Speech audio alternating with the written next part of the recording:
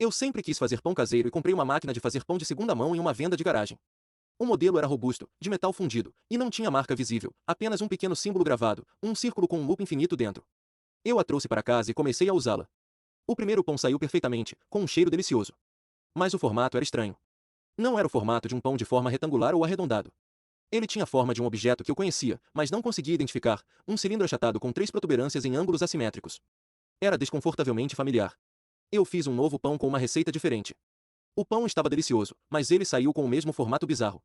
Eu tentei de tudo, mudar os ingredientes, usar diferentes ciclos de cozimento, e até mesmo usar apenas farinha e água. O resultado era sempre o mesmo formato, o cilindro achatado com as três protuberâncias.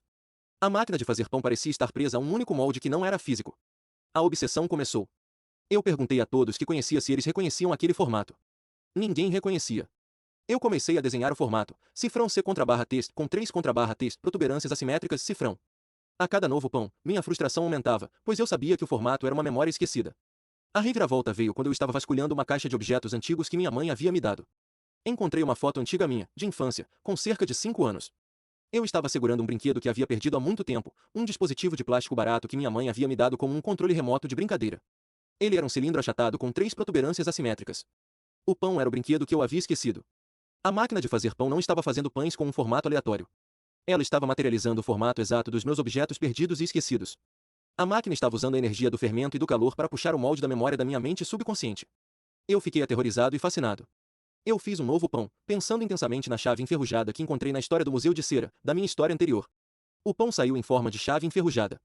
O fim inovador, eu decidi que precisava parar. A máquina era muito perigosa, pois poderia materializar memórias de objetos que eu não queria lembrar. Eu fiz o último pão, pensando na memória mais antiga e traumática que eu podia evocar, o medo da máquina de fazer pão em si. O pão saiu em um formato novo e aterrorizante, uma cópia exata, mas comestível, da própria máquina de fazer pão, com o símbolo do loop infinito gravado na crosta. Eu me recusei a comê-lo. Na manhã seguinte, o pão em forma de máquina havia sumido, mas a máquina de fazer pão real também havia sumido da bancada. Em seu lugar, havia apenas uma caixa de papelão com o símbolo do loop e uma nota. O molde foi substituído. O próximo usuário será moldado pela sua memória.